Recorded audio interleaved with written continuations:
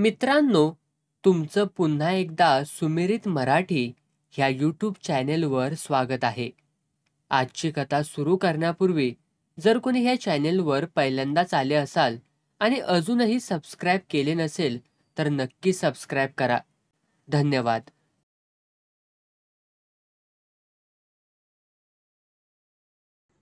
शरीर सुख भरभरून घेण्याचे ते दिवस होते. पती पत्नी दोघही तरुण होते.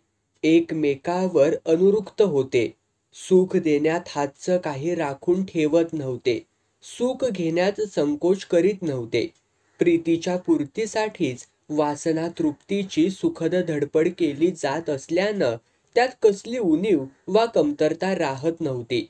तृप्तीतून अतृप्ती वाढत होती आणि तृप्तीसाठी विषय सुखाची नवनवी उच्च अत्युच्च शिखरं सर केली जात होती. तीच ती जड शरीरं वापरूनही त्यातून कल्पकतेनं, कसबी कलेनं नाविन्यपूर्ण अशा ऋषी आनंद कळांनी युक्त सुरांचे ताज निर्माण केले जात होते. शरीरातून निर्माण होणारे अपार्थिव संगीत ब्रह्मानंद सरोदर आनंद आत्म्यांना प्रदान करीत होते. मनोमिलन पूर्णत्वास गेले असल्याने शरीर मिलनातील उत्कटता प्रगाढ झाली होती. संभोग एक देहधर्म मानून मोठ्या भक्तिभावाने त्याचे पालन केले जात होते. ज्ञानू तगडा जवान, शारीरिक कष्ट आणि कसदार अन्न यामुळे बळकट बलवंत, स्नायू पिळदार छाती भरदार, सगळ्या शरीर शक्ती पूर्ण विकसित, निरोगी वासना अतिशय आवेगी आणि प्रबळ. सुमनच्या देखण्या कमनीय आणि मादक देहाचे त्याला जबरदस्त आकर्षण. अनावर ओढ, तिच्याशी रत व्हायला तो उत्सुक, आतुर, तिच्याशी रममाण व्हायला उतावीळ. या संभोगाने सुमनलाही अपार सुख मिळते याची त्याला जाणीव होती. ती मोठ्या उत्कंठेनं प्रणय क्रीडेची प्रतीक्षा करते ही गोष्ट त्याच्या लक्षात आली होती. तिला हवेसे वाटणारे लैंगिक सुख आपण भरपूर देऊ शकतो याचा त्याला आनंदाभिमान वाटायचा. पारूचा जन्म होऊन 5-6 वर्ष झाली होती. ती घरातल्या इतर मुलांबरोबर वेगळ्या खोलीत झोपायची.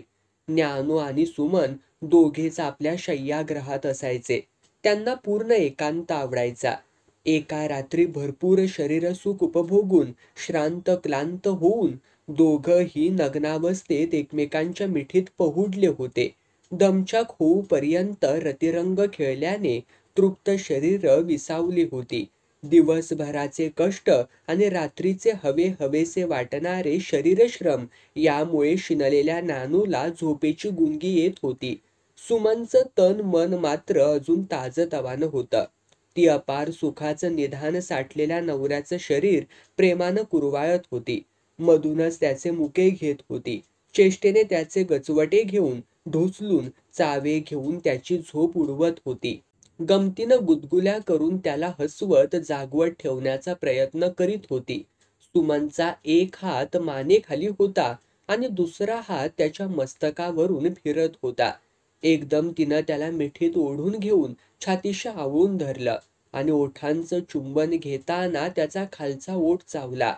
"हे आईला, ओठ तोडून खावं म्हणतीस की काय ग?" "व्हय, मी खाणार हाय, भूक लागल्या न्हवं." तिचं लाडे बोलणं. "अजून भूक भागली नाही तुझी? तुझी भूक मोठी दिसते हो. आमची भूक एका घासाची." "एक घास तर कशाला पाहिजे? रोज एकदाच करायची. उपासाची पुण्याई लाभल की हो तुम्हाला." "पुण्य मिळवण्यासाठी उपास करावा लागत असल तर नकोच ते. देवानं भूक दिल्या ती भागवायला पाहिजे बघ. म्हणून तर माणूस दिवस रात्र धडपडतोया." "रातीला जरा जास्तच धडपडतोया न्हवं?" सुमन खट्याळपणे हसत म्हणाली. "भूक रात्रीची असू दे नाहीतर दिवसाची. ती भागवायची म्हटलं की धडपडणं हे आलंच. आणि दोन्ही प्रकारची भूक महत्वाचीच की. एक भूक नव्या जीवाला जन्म देते, दुसरी भूक जन्मल्या जीवाला जगवते." "तुम्ही लय अवघड बोलतायसा. भुकेची भाषा खूप सोपी आहे बघ. ती जनावरांनाही कळते. एक फरक मात्र आहे. जनावरं पोट भरलं की थांबतात.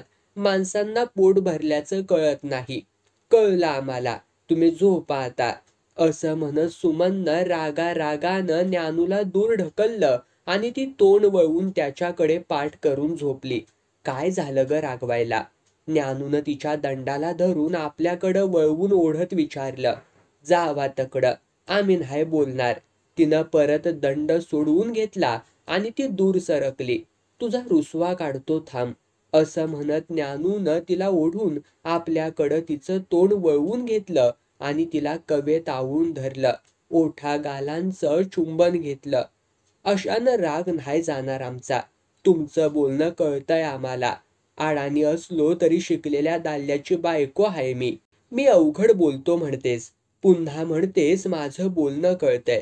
म्हणजे यातलं खरं कुठलं आणि खोटं कुठलं ग? तुमचं वाकडं बोलणं कळतं या की. पण मी काय वाकडं बोललो ते तरी सांग की. मी माणूस आहे का जनावर? मी माणूस आहे. आता माझी बायको जनावर असेल का मग? मग तसं का म्हटला? काय म्हणालो? तुम्हाला मी झोपू देत नाही म्हणताना तुम्ही म्हटला जनावर पोट भरलं की थांबत्या ती. माणसासने पोट भरल्याचं कळत नाही. म्हणजे माझा तराच होतोय म्हणा की हो तुम्हासनी.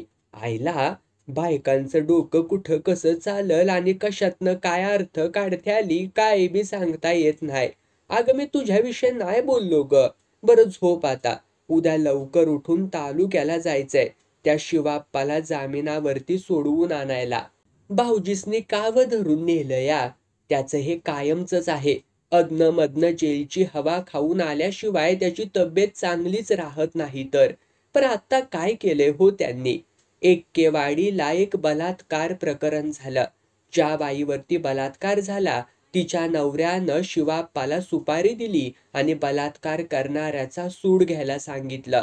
तर शिवाप्पानं केलं आपलं काम आणि तो टग्या म्हणून प्रसिद्ध असल्यानं संशयावरनं पोलिसांनी पकडलं त्याला. तसा पुरावा काही नसल्यानं तो सुटणार याही वेळी बघ. बलात्कार म्हणजे काय व? म्हणजे बाईच्या इच्छेविरुद्ध तिचा उपभोग घेणं. जरा सोपं बोला की व. म्हणजे बाईच्या मनात नसताना तिच्या बरोबर झोपणं. असं व्हय. म्हणजे माझ्या मनात नसताना तुम्ही जवळ येऊन झोपलासा तर बलात्कार होणार. तुमच्या मनात नसताना मी तुमच्या जवळ झोपलो तरी बी बलात्कार होणार व्हय. झोप की आता. उद्या लवकर उठायचं हाय म्हणून सांगतोया नव्ह कवा धरणं. बरं तुम्ही झोपा. मी आत्ता नाही बोलत. ज्ञानूनं तिला सोडला आणि तो खाली तोंड करून पालथा झोपला. दिवा विझव, त्यानं सांगितलं. इझवतो मागणं. थोडा वेळ ती शांत गप्प पडून राहिली. मग ती हळूच उठली. ज्ञानूच्या पाठीवर आपली भरघोस वक्षस्थळ टेकून त्याच्यावरती पालथी झोपली. त्याच्या दोन्ही काखेतून हात घालून त्याचे रुंद खांदे पकडले. उजव्या खांद्याला चावा घ्यायला तिचे ओठ विलग झाले. प्रथम तिची नजर त्या निरोगी सावळ्या त्वचेवर गेली. ती ओठ टेकवणार तोच तिथं सूक्ष्म चमक दिसली. तिनं तोंड मिटवून परत बघितलं तर विद्युत दिव्याच्या प्रकाशात रुपया एवढी पांढुरकी चकती चमकते आहे. काही क्षण त्या डागाकडे ती टक लावून बघत राहिली. त्या डागाच्या बाजूनही वाटाण्या एवढे 3-4 डाग अस्पष्ट असे दिसले. सुमननं मुका घेतला नाही की चावा घेतला नाही. ज्ञानूची अपेक्षा होती ती खांद्याला चावणार, पण तसं घडलं नाही. थोड्या वेळानं त्यानं विचारलं, मला वाटलं तू नेहमी सारखं चावणार आणि मला खवळवणार. काय झालं ग? हिथं खांद्यावर नायट्यावानी काहीतरी उठलंया नव्ह का? असं म्हणत ती त्याच्या पाठीवरनं बाजूला कलंडली. नायटा? आणि कुठनं आला ग? असं म्हणत ज्ञानू उठून बसला. तिच्याकडे पाठ करून तो वळला. बघ कुठं आणि कसला आहे तो. अंगावरती चादर ओढून घेऊन ती गुडघ्यावरती उभी राहिली आणि त्याच्या पाठीवरून नजर फिरवली. खांद्यावरचा डाग परत एकदा बघून घेतला. खांद्यावरच तेवढा हाय बघा. सोन्यानं घासलं म्हणजे नायटा जातोय म्हण. थांबा. तिनं उशाला काढून ठेवलेली बोरमाळ घेतली आणि त्यातली सोन्याची बोर चिमटीत धरून नायट्यावरती घासू लागली. पुरा आता. तुझं सोनं आणि झिजायला नको. माझं कधी बी न झिजणारं सोनं हे हाय. म्हणून सुमननं त्याचे दोन्ही खांदे दाबून धरून पाठीवरती छाती घुसळत त्याला कवटाळलं. रोज रात्री सुमन खांद्यावरच्या नायट्यावर सोनं घासू लागली. पण त्याच्याही आधी डाव्या हाताच्या कोपराखाली रुपयाचा तुकडा मूळ धरून तिळातिळानं कित्येक दिवसापूर्वीपासून पसरतोय ही गोष्ट दोघांच्याही लक्षात आली नव्हती. न खाजणाऱ्या न दुखणाऱ्या या पट्ट्याकडे गंभीरपणे लक्ष देण्याचं कारण नव्हतं. नायटा सोनं घासून जात नाही हे लक्षात आल्यावर तो उपाय बंद झाला. दुसरा उपाय योजण्याचा विचार करण्याइतके महत्त्व त्या चट्ट्यांना खासच नव्हती. एक दिवस हाताच्या कोपऱ्यावरचाही डाग दृष्टीस पडला. किरकोळ गोष्ट आहे, सवडीनं आणू औषध यात काही दिवस गेले. नंतर त्वचा रोगावरचे मलम लावण्याइतके महत्त्व त्या चट्ट्यांना आले. खांद्यावरचा डाग आता हळूहळू पाठमानेवरती पसरला. कोपऱ्यावरचा डाग दंडावर चढला. तो भाग अतिशय चकचकीत दिसायचा. थोडे दिवस ज्ञानूला थकवा जाणवत होता. कणकण आल्यासारखं वाटत होतं. अंगात बारीकसा ताप होता. पुढे हातापायांच्या शिरा घट्ट होऊन त्या दुखू लागल्या. कातडीच्या पोतात आणि रंगामध्ये हळूहळू बदल घडून येऊ लागला. चट्टे लालसर, जाड सुजलेले आणि चकचकीत दिसू लागले. श्रमाचं काम केल्यानंतर उन्हात फिरल्यावरही त्या भागात घाम यायचा नाही. तिथले केस झडून गेल्यानं तो भाग विरूप दिसू लागला. त्याची त्वचा तेलकट दिसू लागली. कामाचा व्याप जाणवण्या इतका त्रास होत नसल्यानं डॉक्टरकडे उपचारार्थ जाण्यातली चालढकल, घरगुती गावठी उपाय करण्यात घालवलेला वेळ यामुळे ज्ञानूच्या त्वचा रोगाने शरीराचा बराच भाग व्यापला. निरुपद्रवी चट्ट्यांनी ज्ञानूची निरोगी त्वचा विद्रूप करून टाकली. अर्थात रोगाच्या या प्रगतीला दीर्घ कालावधी लागला. नकळत होणारी वाढ उपद्रवकारक नसल्यानं त्याची गंभीर दखल घेतलीच गेली नाही.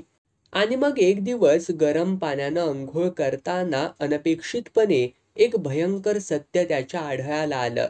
गरम केलेले पाणी गरम वाटत नाही. प्रथम ती गोष्ट खरीच वाटेना. त्याने पुन्हा पुन्हा बघितलं. त्याचा संशय बळावू लागला. आईला हात भाजल्याचं कळायचं नाही. पाणी गरम लागायचं नाही. ती तसं बोलल्याचं ज्ञानूला आठवलं. तो अस्वस्थ झाला. असं का व्हावं? स्पर्श संवेदना नष्ट का होत आहेत? त्यानं चट्ट्यावरून आबदार बोटं फिरवून बघितलं, टोचून बघितलं. स्पर्श जाणवत नाही. आईला सुद्धा प्रथम असेच नायटे उठले होते. पुढे तिला नाही, हा रोग तो नाही. संपत, जयवंत, लक्षी, बाबा कुणालाच तो झाला नाही. आपल्यालाच नेमका तो कसा होईल? त्या रात्री ज्ञानूला झोप लागली नाही. तो सारखी कूस बदलत होता. सुमनला रात्री जाग आली. तिनं डोळे उघडून बघितलं तर दिवा जळतो आहे आणि नवरा हातांच्या मुठी वळवतोय. बोटाकडे बघतोय. परत मूठ उघडतोय. बोट सरळ ताठ करतोय. पुन्हा मूठ बंद करतोय. तिला कळेच ना, हे असं का? काव झोप नाही येत तुम्हासनी? ज्ञानू दचकला. मुठीची उघड झाक बंद झाली. हो होय, का झोपच येईना? जरा अंग दुखतंय ग म्हणून. आणि बोटाकडं काय खुळ्यागत बघित होतासा तुम्ही? बोटाकडे? नाही नाही, सहज चाळा करीत होतो वाटतं. पर एवढा कसला व विचार करतायचा ह्या टायमाला? विचार कसला? कसला विचार करायचा? काळजी करण्यासारखं काही नाहीच तर. सगळं कसं व्यवस्थित चाललंय. लक्षीला 3 मुलीच झाल्या होत्या. तिला सुद्धा परवा मुलगा झाला. मला किती आनंद वाटला म्हणून सांगू तुला. ज्ञानूनं विषय बदलला. आपल्याला पोरगा झाला नाही म्हणून वाईट वाटतंय का व तुम्हासनी? सुमन उठून बसत चिंताकुल होऊन बोलली. खुळी हायच झालं. एकेकाला अजिबातच मुलं होत नाही ती. देवानं आपल्याला किती सुंदर आणि हुशार मुलगी दिल्या ग. ती मोठी झाल्यावर अगदी तंतोतंत तुझ्यासारखीच दिसणार बघ. म्हणजे पोरगा नकोच म्हणा की. झाला तरी वाहवा, नाही झाला तरी वाहवा. एखादी वेळी होईल सुद्धा. आपण काय म्हातारं झालेलो नाही अजून. ज्ञानू मुद्रेवर खोटं खेळकर हसू खेळवत बोलला. क्या सुदीक झडा लागला आणि कसलं तरुण पण राहिलंय व आता. केस झडा लागलेत? ज्ञानू चमकून तिच्याकडे अविश्वासानं पाहत उद्गारला. वय की, किती झालं तुम्हासनी मी सांगत्या डॉक्टराकडं जाऊन या म्हणून. खांद्यावरचं चकाद किती पसरल्या या. मानेवरचं हितलं आणि पाठीवरलं हितलं कॅस पाक उडून गेल्या ती. लय वाईट दिसतया व ह्य. आईला काय झालं असावं ग? डॉक्टर सांगतील की काय झालंय त्या. सारी कामं बाजूला ठेवून उद्या जावा बघू. तुमच्या अंगावरनं हात फिरवायची सुधीक आता मला भ्या वाटाया लागल्या. का ग? म्हणजे बरं वाटत नाही व. आधी कसं दिसायचं तुम्ही, पर ह्या नायट्यानं लय वंगाळ दिसा लागलंय हे अंग. मग उद्या जातायसा नव? हा हा, जातो की. जरा पाठीवरनं हात फिरव बघू. सुमन पाठीवरनं हात फिरवू लागली.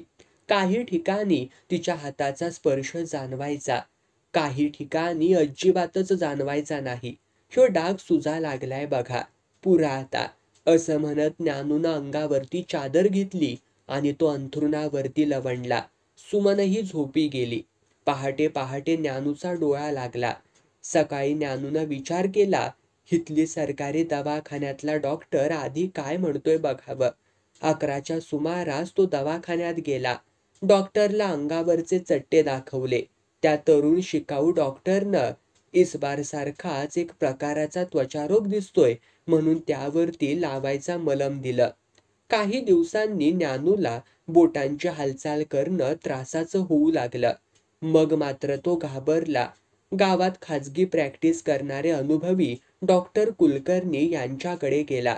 कुलकर्णीनं चट्टे तपासले. टाचणीने टोचून स्पर्श ज्ञान होतंय का ते पाहिलं आणि आपलं मत सांगितलं. दादा, हा रोग थोडा वेगळाच आहे हो. तुमच्या घरात याआधी कुणाला असला त्वचारोग झाला होता का? ज्ञानूनं मनोमन जाणलं. त्यांची खात्री पटली. आपल्याला आईचाच रोग झालाय. पण आईचा रोग त्याने यशस्वीरित्या लपवला होता. असा घृणास्पद रोग आपल्या कपाळी यावा या कल्पनेनं तो हादरला, दुःखी झाला, पण भीतीनं गांगरला नाही. नाही डॉक्टर, आमच्या घराण्यात कुणालाच असा रोग झालेला नव्हता. हा, तरीही कुणा परक्या माणसांचा संसर्ग झाला असण्याची शक्यता आहे तुम्हाला. तुम्हाला मन घट्ट केलं पाहिजे दादा. हा रोग तसा भयंकर आहे खरा, पण त्याला इलाज नाही. खरी गोष्ट सांगितलीच पाहिजे दादा. हा कुष्ठरोग आहे. कुष्ठरोग? होय दादा. डॉक्टर परत कानाच्या पाळ्या दाबून बघत म्हणाले. छे छे डॉक्टर, तुमचा गैरसमज झालेला दिसतोय. अहो मला कसं होणार तो? आमच्या गेल्या कित्येक पिढ्यात नाही हा रोग. एवढंच कशाला, मिरजेला एक अमेरिकन डॉक्टर आलेत मिशन हॉस्पिटलात. त्यांनी सुद्धा सांगितलं हा साधा कातडीचा रोग आहे म्हणून. कुलकर्णी डॉक्टर बुचकळ्यात पडले. ज्ञानोबा दादानं ते एक भला माणूस म्हणून ओळखत होते. दादा खोटं बोलणार नाहीत असा त्यांचा विश्वास होता. पण लक्षणं तर लेप्रिसीची दिसत होतीत. तुम्ही केव्हा गेला होतात मिरजेला बरं? मिरजेला केव्हा बरं? अहो महिना झाला असेल की फार तर. असं म्हणता. मग दादा, तुम्ही पुन्हा एकदा मिरजेला जाऊन या. मला शंका येते. माझं निदान चुकणार नाही. ठीक आहे, येतो मी. पण डॉक्टर, ही शंका उगीच कुणाला बोलून दाखवू नका. म्हणजे कशात काही नसताना विनाकारण बदनामी नको. छे छे, तुम्ही काही काळजी करू नका हो. मी खात्री झाल्याशिवाय असं कसं लोकांना सांगेन. ज्ञानू घाईघाईनं दवाखान्यातनं बाहेर पडला. डॉक्टर कुलकर्णी त्यांच्या पाठमोरे आकृतीकडे बघत उभे होते. त्यांची खात्रीच पटली होती. दादांना कुष्ठरोग झालाय. मिरजेला जाऊन आल्याचं ते खोटंच सांगताहेत, कारण त्यांना आपल्याला हा रोग झाल्याची गोष्ट लपवायची आहे. ईश्वरपूरला त्यांचा पूर्वी दवाखाना होता. तेव्हा असे काही रोगी त्यांनी बघितले होते. रोग्याला आपल्याला कुष्ठरोग झाला हे मुळात पटतच नाही. असा भयानक रोग आपल्या नशिबी यावा या कल्पनेनं तो भीतीनं गांगरून जातो. आपली प्रतिष्ठा, समाजातील स्थान टिकविण्यासाठी आणि आपल्या मित्रांची व कुटुंबियांची हेटाळणी चुकविण्यासाठी तो एकच मार्ग पत्करतो. या व्याधीची वाच्यता न करणं, या रोगाबद्दल गुप्तता पाळणं. आणि ज्ञानोबा दादा तर एक तालेवार मातब्बर असामी. थोरा मोठ्यांशी जवळचा संबंध. समाजात त्यांना मोठा मान आहे. आजूबाजूच्या खेड्यातही त्यांचं नाव आहे. मग ज्ञानोबा दादांना आपल्याला कुष्ठरोग झाल्याची कल्पना कशी रुचेल? मनातून कदाचित या वस्तुस्थितीचा स्वीकार त्यांनी केला असेल, पण उघडपणे ती नाकारणारच. पण त्यांचं हे वर्तन स्वाभाविक असलं तरी कुटुंबाच्या दृष्टीनं, समाजाच्या दृष्टीनं हितकारक खास नाही. या छुप्या महारोग्याच्या सहवासात येणाऱ्यांना संसर्ग होण्याचा धोका आहे. ज्ञानूसारख्या भल्या सज्जन माणसाला असा रोग होणे मात्र वाईट. दैव सज्जन माणसालाच अशी भयंकर शिक्षा देत असेल तर लोकांचा चांगुलपणावरचा विश्वासच उडेल. ज्ञानोबा दादांना कुष्ठरोग झाल्याचं ताबडतोब आपण कुणाला बोलू नये असा निर्णय मनाशी पक्का करून डॉक्टर आपल्या इतर पेशंट्सकडे वळले. आता ज्ञानूचं कशातच लक्ष लागेना. ज्या रोगानं आईला गिळलं त्यानंच आपल्यालाही घेरलं यात शंकेला जागाच उरली नव्हती. कायमची झोप उडवणारी गोष्ट होती ही. भविष्यात आपल्या देहाची कशी भयान अवस्था होईल त्याचं चित्र डोळ्यांपुढं सारखं उभं राहू लागलं. महारोगी भिकाऱ्यांच्या तांड्यातून आपण फिरतोय असं दुःस्वप्न त्याला पडू लागलं. लाल्या महारासारखीच आपल्या अवयवांची मोडतोड झाल्याचं दिसू लागलं. कुठल्या जन्मी कसलं महापातक आपल्या हातून घडलंय म्हणून हा भयंकर शाप आपल्याला मिळालाय. कुणाचा आपण वाईट चिंतलंय म्हणून ही शिक्षा. दैवाचा आपण काय अपराध केलाय म्हणून आपल्या कपाळी हा कुष्ठरोगाचा नरक आलाय. हा शाप देवाचा, दैवाचा की पूर्वसंचिताचा?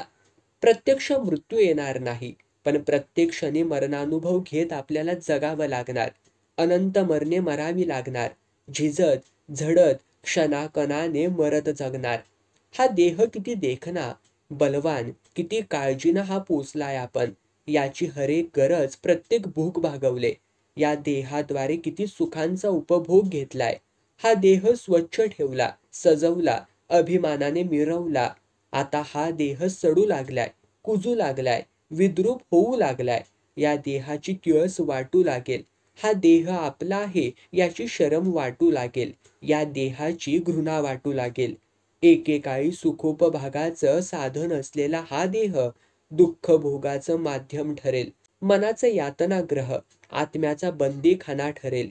देह देवाचे मंदिर म्हणतात, पण अस्वच्छ, ओंगळ, घाणेरडं स्वरूप आलेल्या या मंदिराचा एक एक चिरा निखळून पडू लागेल. स्पर्श ज्ञान हरवून बसलेला हा देह लोक अस्पृश्य ठरवतील. या देहाच्या सावलीलाच नव्हे तर वाऱ्यालाही कुणी उभं राहणार नाही. हा देह अश्वत्थामा होऊन लांछनास्पद एकाकी जीवन जगत भटकत फिरेल. हवालदिल झालेल्या ज्ञानूची भूक तहान हरपली. तो खिन्न, उदास होऊन आपल्या खोलीत स्वतःला कोंडून घेऊन बसू लागला. आरशात देहाचं चाललेलं विद्रुपीकरण नि विटंबना निरखून बघण्यात त्याचा बराच वेळ जाऊ लागला. आपल्या बायकोलाही तो खोलीत येऊ देईना. घरातल्यांनी छेडलं, हुज्जत घातली, तरीही काही सांगेना. त्याच्या या वागण्यानं सगळेच जण कोड्यात पडले. जयवंता नोकरीसाठी बाहेर पडला होता. संपतराव घरकारभार सांभाळत होता. त्यानंही ज्ञानूला खोदून खोदून दुःखाचं कारण विचारलं. तब्येत बिघडले तर आपण मिरजेला व मुंबईला मोठ्या दवाखान्यात दाखवून आणू म्हणून सांगितलं. पण ज्ञानूनं आपलं दुःख आणि दुखणं कुणालाच सांगितलं नाही. कुणालाच विश्वासात घेतलं नाही. सुमननं त्याची खूप मनधरणी केली, विनवलं, पण तिच्या जवळही त्यानं मन मोकळं केलं नाही. तो आतल्या आत कुढत झुरत होता. पुढची विटंबना टाळण्याचा एकच मार्ग दिसत होता, तो म्हणजे आत्महत्या. या देहाचाच त्याग केला तर या व्याधीपासून आपली सुटका होईल कायमची. आत्महत्येचा विचार मनात घोळू लागले. पुढील यातनामय जीवन जगण्यापेक्षा मरणाला मिठी मारणं सोपं वाटू लागलं. गळफास लावून घ्यावा, विष प्यावं किंवा गोळी झाडून घ्यावी. मळ्यातल्या पिकावर मारण्यासाठी विषारी औषधं उपलब्ध होतील, पण आत्महत्येचे विचार मनात वागवणं वेगळं आणि प्रत्यक्ष आत्महत्या करणं वेगळं. मरण इतकं सोपं नाही, मरण इतकं स्वस्त नाही. मृत्यूनं आवाहन दिलं तर त्याला सामोरं जाता येईल. एखाद्या ध्येयासाठी, तत्वासाठी भावनेच्या भरात प्राणांची आहुती देता येईल. पण थंड डोक्यानं, उघड्या डोळ्यांनी मृत्यूच्या काळोख्या गर्तेत जाणीवपूर्वक उडी टाकणं सोपं नाही. या जगानं आपल्याला दूर ठेवलं, बहिष्कृत केलं, जगणं असह्य केलं, तरी हे जग सोडवत नाही. ज्ञानू आत्महत्येची वेळ पुढे पुढे ढकलत राहिला. त्याचा सासरा मारुती पवार भेटून गेला. रावजी तर सकाळ संध्याकाळ त्याची विचारपूस करीत होता. शिंदेवाड्यात बैठकीला असणारे, ज्ञानूला मानणारे चौकशी करीत होते. त्याचा जिवलग मित्र शिवाप्पा एका खून प्रकरणात परत अडकला होता. गेली 3 वर्ष तो जेलातच होता. आणखी 2 वर्ष तरी तो सुटणार नव्हता.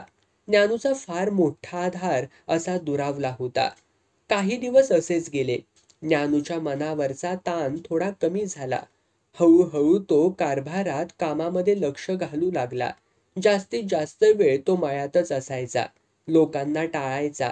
गरजेपुरतं त्यांच्याशी संबंध ठेवायचा. जबर वासनेच्छेपुढे सुमनला दूर ठेवण्याचा प्रयत्न टिकला नाही. तो आता पूर्वीपेक्षाही बुभुक्षितपणे देहसुखाचा उपभोग घेऊ लागला. मात्र आता सारं अंधारात घडायचं. उजेडात शरीर उघडं करायला त्याला शरम वाटत होती. आपल्याला महारोग झाल्याचं सुमनला कळलं तर तिची प्रतिक्रिया काय असेल? ती शरीर सुख देत राहील की आपल्या शरीराला शिवून देखील देणार नाही? खरं म्हणजे काय हरकत आहे? आईचा रोग काही बाबांना झाला नाही. आपल्या नवऱ्याला रात्री उजेडाची भीती का वाटू लागले हे कोडं मात्र सुमनला सुटत नव्हतं. आणखी 1 वर्ष सरलं. जयवंता दिवाळी सुट्टीत आपली बायको मुलं घेऊन आला होता. लक्षीही भाऊ सुट्टीवर आलाय या निमित्तानं दिवाळी साजरा करायला मुलाबाळांसहित माहेरी आली होती. घर बायका पोरांनी भरून गेलं होतं. दिवाळीचा सण झाल्यानंतरच्या 4थ्या दिवशीची गोष्ट. सकाळची वेळ होती. सगळ्यांचा चहा नाश्ता न्याहारी वगैरे उरकलेलं. ज्ञानू सगळ्या मुलांना बैलगाडीतनं मळ्याला न्यायच्या तयारीत होता. तर जयवंत आणि संपतराव सोप्यातल्या बैठकीवरती बोलत बसले होते. दंगा आरडाओरडा करून पोरांनी घर डोक्यावर घेतलं होतं. आपापसात भांडणं, मारामारी, रडणं, रुसणं असे प्रकार चालू होते. ज्ञानू त्यांची भांडणं सोडवून रडणाऱ्यांना शांतवून मळ्यात खूप खाऊ आहे, गमती जमती आहेत असं आमिष दाखवीत होता. त्याची एकुलती मुलगी पारू आता 7वीत होती.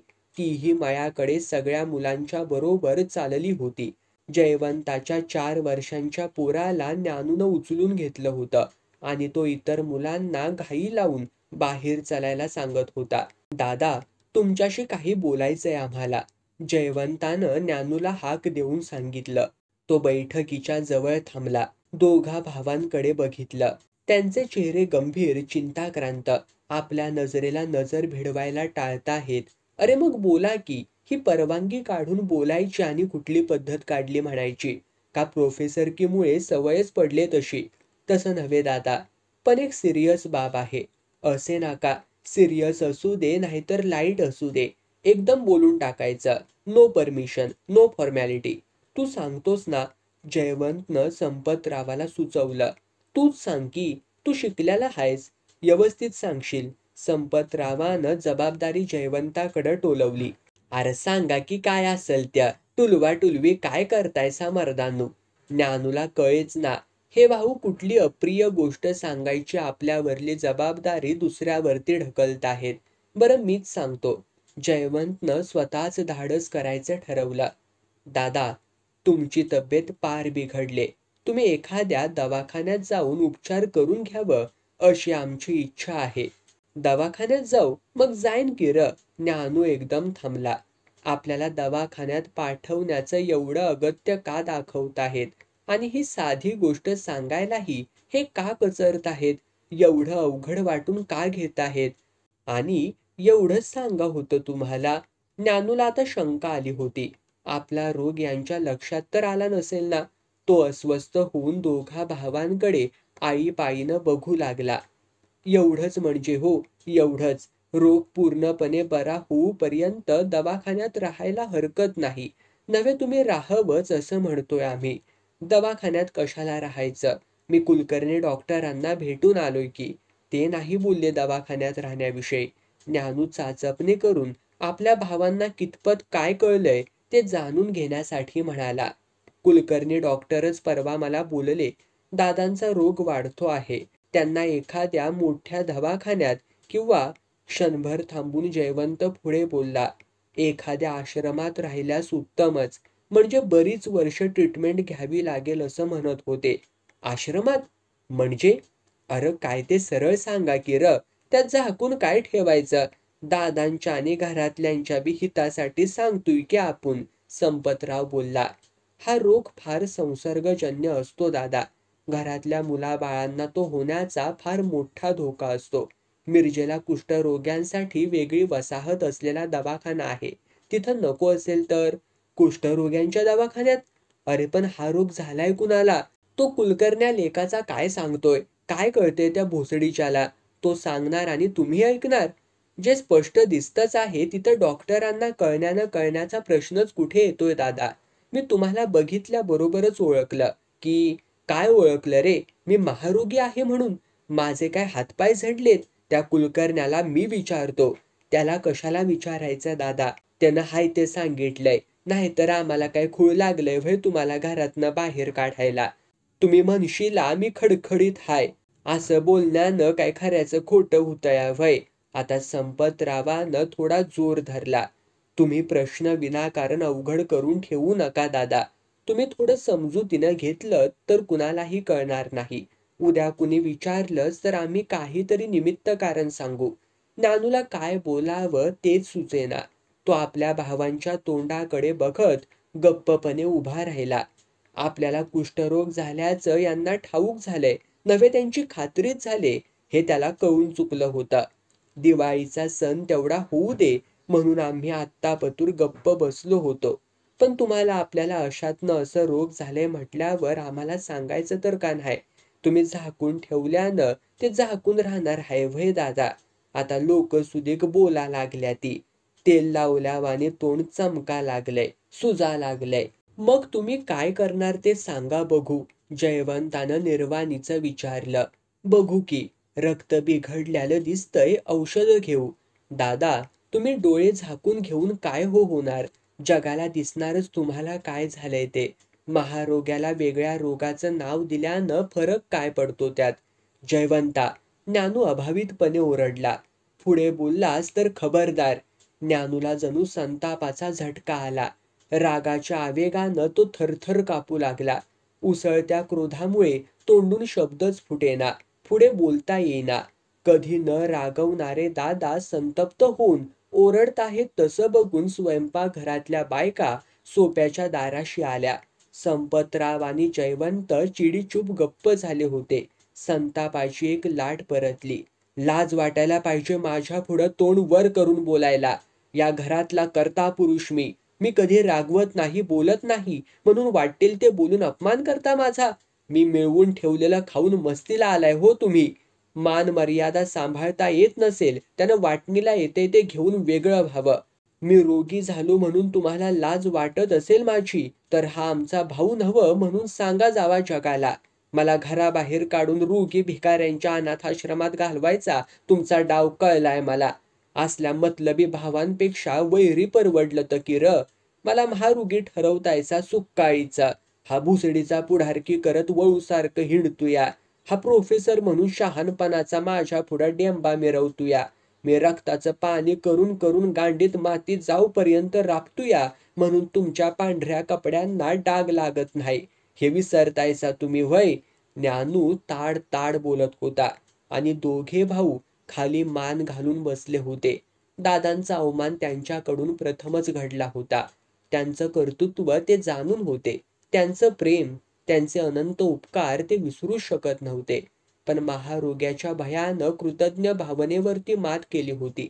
दोघा भावांनी विचार विनिमय करूनच त्यांना दवाखान्यात पाठवण्याचा निर्णय घेतला होता.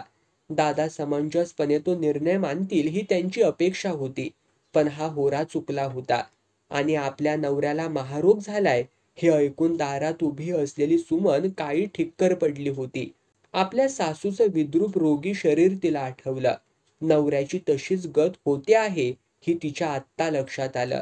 ती तळातून हादरली होती. तिला उभं राहणं देखील मुश्किल झालं. ती कसं बसं आपल्या खोलीत गेली आणि पलंगावरती पडून हमसून हमसून रडू लागली. इतर स्त्रियाही गांगरून गेल्या. त्यांनाही रडू फुटलं. त्याही मुसमुसत डोळे पुसू लागल्या.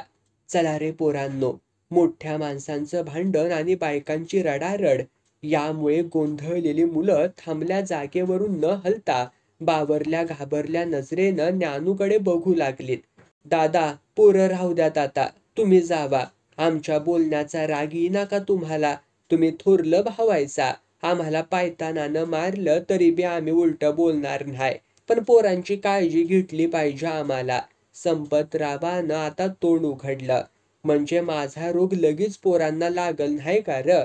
आजवर ह्या घरात राहत होतो पण कुणाला माझा रोग चिकटला नाही. त्या नालायक डॉक्टरनं सांगितल्याबरोबर शिवाशिव पाळायला नव्हं का? ठीक आहे, तुमच्या मनाप्रमाणे होऊ दे. म्हणून एका पोराचा हात धरला होता तो सोडला आणि ज्ञानू रागानं पाय आपटत आपटत झपाझपा वाड्याबाहेर पडला. ज्ञानू मळ्यात गेला. विहिरीच्या धावेवर पूर्वी मोठेचं मकार होतं. तिथं आता पाईप ढोलीत पाणी फेकीत होता. त्या ढोलीत पाय सोडून तो कडेच्या दगडावर बसला. धोतर गुडघ्यावर पर्यंत ओढून घेतलं होतं. पाणी थेट त्याच्या पायावर पडत होतं, अंगावर उडत होतं. हिवाळ्यातलं ऊन जाचक नव्हतं आणि पाण्याचा गारवा होता. गडी माणसं मळ्यात कामाला होती, ती वावरात पसरली होती. रावजी त्यांच्या बरोबर कामात होता. ज्ञानू विहिरीवर येऊन बसल्याचं त्यानं लांबून बघितलं. दुपारची सुट्टी होईपर्यंत तो अधूनमधून तिकडे नजर टाकीत होता. मजूर वस्तीवरल्या जांभळाखाली जेवायला जमले.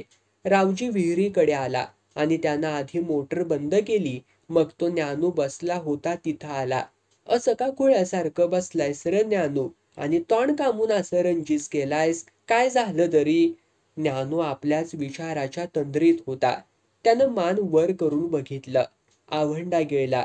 दाटून आलेली कड आतच जिरवली. पण वडिलांना बघून डोळे मात्र भरून आले. पोराचे डोळे डबडबलेले बघून रावजी कोड्यात पडला.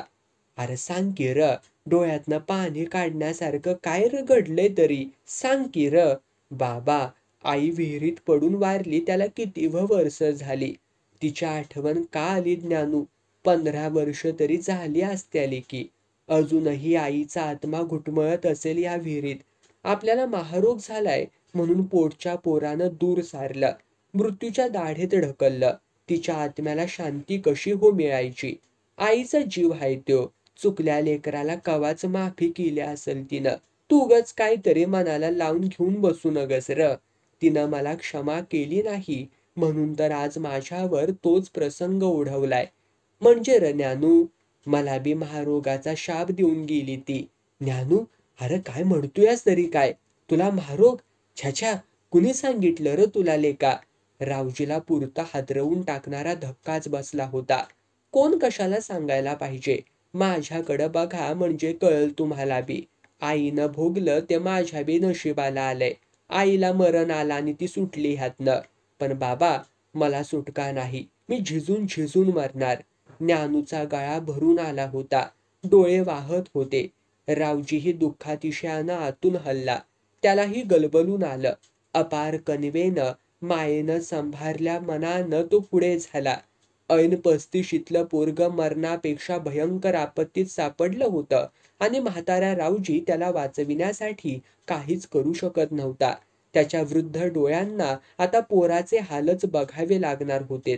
तो लेकाच्या मस्तकावरनं, पाठीवरनं हात फिरवत त्याला शांतवू लागला. बापाच्या ममताळू स्पर्शाची कल्पना मनाला भिडली होती, पण त्वचेचा नायट्याचा भाग स्पर्श संवेदनाच हरवून बसली होती. तिथे हस्तस्पर्श जाणवत नव्हता. बाबा, दूर दूर व्हा. ज्ञानू एकदम उठून उभा राहिला आणि वडिलांचे हात झटकून तो मागे सरला. शिवू नका मला. माझा संसर्ग तुम्हाला नको हो व्हायला. माझ्या अंगावरती पाप उठलंय. मला स्पर्श करू नका. खुळा आहेस पोरा. शिवल्यानं रोग झाला असता तर तुझी आई महारोगी असून बी मला कामुंद्र झाला नाही त्यो. तुला ह्यो रोग व्हायच्या ऐवजी मला झाला असता तर बरं झालं असतं र बघ. तुम्ही कुठलं हो पाप केलंय म्हणून तुम्हाला हा रोग होईल हो बाबा. तसं आपण सगळेच जण आईच्या जवळ होतो. संपतला, जयवंतला, लक्षीला कुणाला नाही झाला हा रोग. मलाच नेमकं किरण साधून टिपलं त्यानं. कारण तुम्हाला ठाऊक आहे का बाबा, फार मोठं पाप घडलंय माझ्या हातून. दैवानं दिलेली शिक्षा आहे ही. जिवंतपणीच नरकवास भोगायचा आहे मला. प्रायश्चित्त भोगल्याशिवाय या पापापासून मुक्ती नाही मला. ह्या रोगाच्या वेदना फार कमी, पण रोग्याच्या वाट्याला आलेलं जिनं लय भयंकर. माणसातनं उठावं लागतं बाबा. लाल्या महारासारखी गत होणार माझी. जमीन थरा देणार नाही, आभाळ सावली देणार नाही. तू असं धीर सोडू नकस र. मन घट्ट करून राहा. माझ्या जीवात जीव हाय तवर मी असं घडू देणार नाही. डोळं पूस बघू. काय बी झालं तरी माणसानं दिल टाकून बघ. नेटानं उभं राहायला धडपडायचं. मी हाय तुझ्या पाठीवर. तुला एकटा नाही पडू देणार म्या. चल बघू. 2 घास खा चल माझ्या बरोबर. नको बाबा, तुम्ही जेवा जावा. अरे उपास करून काय होणार हाय? चल उठ. मला भूक नाही बाबा. जाईल तेवढं खा. चल उठ. रावजीनं ज्ञानूच्या हाताला धरलं आणि ओढतच वस्तीवर नेलं. आपल्या बरोबर जेवायला लावलं. 4 घास खाऊन ज्ञानू जांभळी खाली दिवसभर पडून राहिला. संध्याकाळी रावजीनं त्याला घरी जायला सांगितलं, पण कडूचं पडलं. रानातली माणसं जित्राबं गावात परतली तरी ज्ञानूबा जांभळी खालनं बसल्या जागेवरनं उठला मात्र नाही. अरे ज्ञानू उठ की र बाबा, अंधार पडला बघ. कवा जायचास र तू आता? मी वस्तीला राहतो बाबा, तुम्ही जावा घरला. ते आणि का र? वस्तीला नगर हाऊस तू, जा बघू. रावजीला धास्ती वाटत होती. हा जीवाचं काही बरं वाईट तर करून घेईल. मी आता कधीच घरी जाणार नाही बाबा.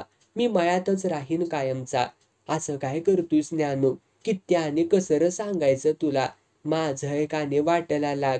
आपल्या घरात राहायला कुणाची बंदी हाय? बंदीच हाय. मी घरात राहिलेलं कुणाला हो आवडल? कुणाला आवडत नाही त्याला मी काढतो घरातनं बाहेर. अरे घर तुझ्या घामातनं उभं राहिलंय बाबा. मग कुठला सुक्काळीचा तुला बंदी करणार हाय? मी येतो चल घरला. तुला कोण आडीवतया तेच बघतो म्या. कोण महारुखान हाय ते तरी बघू की. नको बाबा, उगीच भांडत बसण्यात काय हो अर्थ आहे? म्हणजे खरंच घरातल्यांनी तुला घरात यायला बंदी केल्या? कोण आहे ती ते सुक्काळीचा? संप्या का जया? दोघांनी बी केली बंदी तर त्यात काय चुकलं? महारोग्याला घरात कुणी राहू दिल व्हय? ते बघतो मी काय करायचंय त्या. तू चल घरला. रावजीनं आग्रह करून ज्ञानूला घरी पाठवलं. त्याच्या रोगाचा विषय कुणीही काढला नाही. भूक नाही म्हणून सांगून त्याने जेवण मात्र टाळलं. आपल्या खोलीत लवकर जाऊन तो झोपला. सुमनलाही एक घास खाववला नाही. स्वयंपाक घरातली कामं आटोपून ती खोलीत आली. पलंगावरती एका कडेला बसून राहिली. आपल्या नवऱ्याला झोप लागलेली नाही याची तिला कल्पना होती. उशिरापर्यंत दोघंही न बोलता चिंतातूर अवस्थेत गप्प बसून होती. तू कशाला आलीस ग इथं? दुसरीकडे झोप जा. ज्ञानू पडल्या पडल्या बोलला.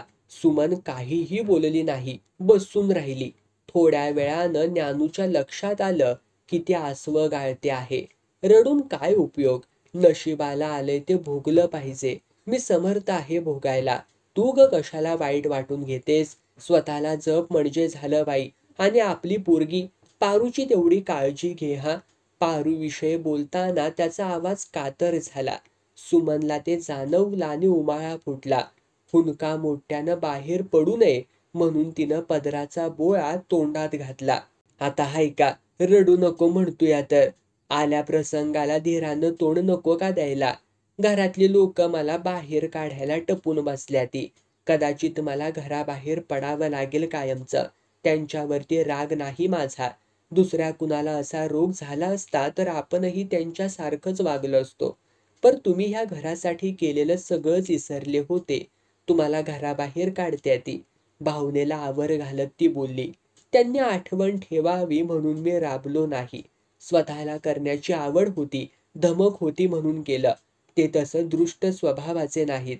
तुला पारूला चांगलं सांभाळतील ते. नाही हो, मी नाही तुम्हाला सोडून ह्या घरात राहणार. आपण तिघं बी बरोबर राहू. तिघांनाही एकत्र राहता आलं असतं तर मग कुठलाही याहून भयंकर रोग झाला असता आणि दुनियेनं वाईट जरी टाकलं असतं ना तरी मला त्याचं काही वाईट वाटलं नसतं. पण ह्या पुढं आपल्या वाटा वेगळ्या. माझ्या वाटेनं मला एकट्यालाच गेलं पाहिजे. आम्हाला सोडून जाऊ नका हो. सुमनला पुन्हा हुंदका आला. तू माझा विचार करू नकोस सुमन. पारूच्या भविष्याचा विचार कर. महारोग्याजवळ राहणाऱ्या पोरीशी कोण ग लग्न करेल? आपला प्रपंच संपला. मी तर मोडून पडलोय. झाड कोसळल्यावरती वेलीला आधार काय तो उरणार? तिलाही जमिनीवरच सरपटत जगावं लागणार. आपल्या जिन्याला काही अर्थ उरला नाही बघ. आता विचार करायचा तो फक्त पारूचा. आपल्या पोटी जन्मली हा काही तिचा अपराध नाही. तिला माझ्या या रोगाचा शाप भोगवायला नको. सुमन काहीही बोलली नाही. चिंतागती होऊन मान खाली घालून बसून राहिली. झोप की, उगीच जागरण कशाला ते? ज्ञानू एका बाजूला सरून तिला झोपायला जागा करून देत बोलला. तरीही सुमन जागची हलली नाही. उशिरापर्यंत बसून राहिली. ज्ञानूनं डोळे मिटले होते, पण त्याला झोप लागली नव्हती. बऱ्याच उशिरानं सुमन पलंगावरून उतरल्याची चाहूल लागली. ज्ञानूनं डोळे उघडून बघितलं. तिनं कपाटाखाली एक सतरंजी आणि एक चादर काढली. सतरंजी जमिनीवरती भिंतीकडेला टाकून दिवा विझवून ती अंथरुणावरती लवंडली. ज्ञानूने एक निश्वास सोडला. आज प्रथमच त्याची बायको स्वतःहून दूर वेगळ्या अंथरुणावरती झोपली होती. ज्ञानूला वर्मी खोंबारा लागल्यासारखं झालं. सुमन त्याच्याजवळ झोपली असती तर कदाचित त्यानं स्वतःहून दूर वेगळ्या अंथरुणावरती झोपायचं सुचवलं नसतं. पण तिनं स्वतःहूनच दुसरं अंथरूण टाकल्याचं बघून तो दुःख विव्हळ झाला. व्यथित नजरेनं अंधारातून तिचा शोध घेत राहिला. दोघांतले भावसंबंधाचे धागे तटातट तुटताहेत असं वाटलं. बायको आजच वेगळ्या वाटेवर पाऊल टाकेल असं वाटलं नव्हतं. आता मात्र ती त्याच्यापासून दूर गेली होती. ज्ञानूला खूप एकाकी वाटू लागलं. एकट्यानंच या पुढची वाटचाल करायची आहे हे तीव्रतेनं जाणवलं. 7 जन्मीच्या सोबतिनीनं यापुढे पाऊलभराची सोबतही नाकारली होती.